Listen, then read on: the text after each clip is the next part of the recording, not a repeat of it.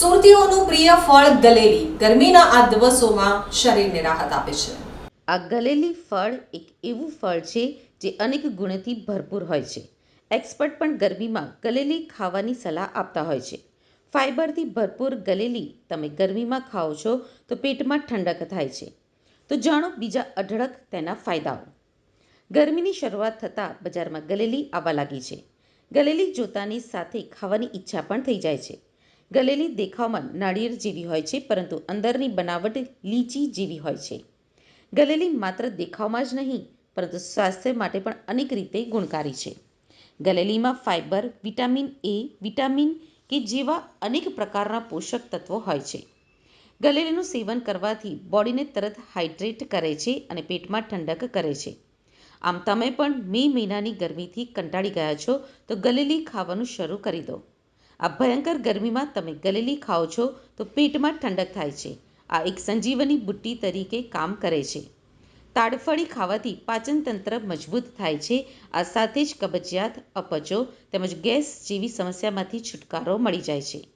ગરમીમાં ગલેલી ખાવાથી શરીર બીમારીઓ સાથે લડવા માટે સક્ષમ થાય છે। નવસારી અને સુરત જિલ્લાની હદમાં આવેલ દેડવાસણ ગામે ગલેલીનું ઉત્પાદન થાય છે અને ત્યાંથી જ અનેક વેપારીઓ ગલેલીને વેચાતી લઈને ગામે ગામ તેનું વેચાણ કરતા હોય છે। જી જીતેન્દ્રભાઈ વિજયભાઈ પટેલ, હું દક્ષિણ ગુજરાત નીરા તાળગોળ ગ્રામોદય સંઘ દેડવાસણમાં હું વ્યવસ્થાપક તરીકે ફરજ બજાવું છું। ગલેલી જે છે તે કેવી રીતે થાય છે, કયા મહિનામાં થાય છે?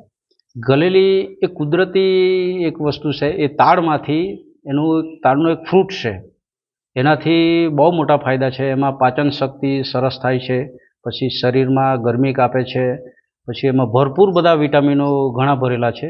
ખૂબ જ મોટા ફાયદા છે એનાથી। ક્યાં ક્યાંથી લોકો આવે છે?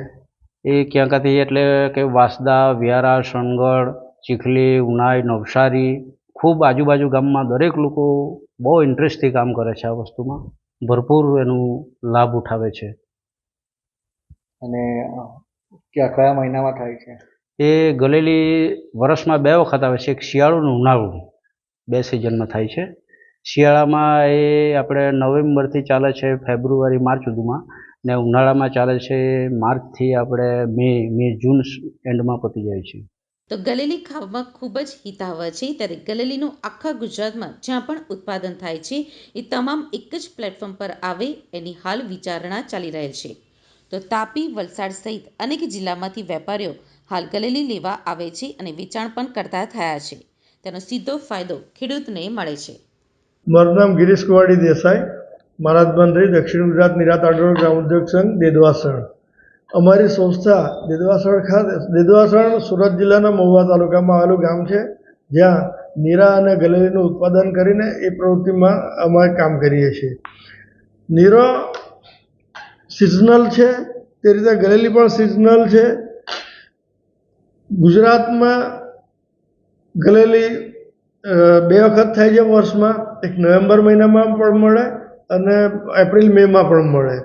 ગલેલી એક ખૂબ જ પવિત્ર ફળ છે, કારણ કે એને કોઈપણ પ્રકારની પેસ્ટિસાઇડ વાપરવામાં નથી આવતી કે કોઈ પણ જાતનું એમાં કેમિકલ ફર્ટિલાઇઝર વાપરવામાં નથી આવતું, અને એક લાસ્ટ સમય સુધી જ્યારે એને કાઢવામાં આવે ત્યાં સુધી એને કોઈપણ પ્રકારના જીવજંતુ અડતા નથી, એટલે હું એને પવિત્ર ફળ કહું છું। હાલમાં મારે Gujarat natural farming science university Halol એના વીસી સાહેબ જે છે શ્રી ટીમ્બડિયા સાહેબ, એમની સાથે પણ મારે ચર્ચા ચાલુ છે। સમગ્ર ગુજરાતમાં જ્યાં જ્યાં ગલેલીનું ઉત્પાદન છે એને એક પ્લેટફોર્મ પર લાવી અને એનું વેચાણ થાય, દરેકને સારા ભાવો મળે, કારીગરોને સારા ભાવ મળે, ખેડૂતોને પણ સારા ભાવ મળે, એ માટે હું પ્રયત્નશીલ છું। અહીંયા નવસારી અને મહુવા તાલુકાની વાત કરીએ તો ખૂબ જ સારા ભાવ મળે છે, ખેડૂતોને સીધા ભાવ મળે છે। આમાં વચ્ચે કોઈ આડતીઓ નથી, ખેડૂત પોતે ઉત્પાદન કરે અને પોતે વેચાણ કરે છે। તે રીતે કારીગરો પણ પોતે ગલેલી ઉતારીને પોતે પણ વેચાણ કરી શકે છે અને સીધા એમને ભાવ મળે છે। આમાં અમારી મહેનતનું એક જ શુભ અમને પરિણામ મળ્યું છે કે આમાં કોઈ આડતીઓ નથી, અને આજે પોતાની રીતે કામ કરીને ખૂબ સારી એમાંથી આવક મેળવી શકે છે, જેનાથી આખા વર્ષની એમને કમાણી થાય છે।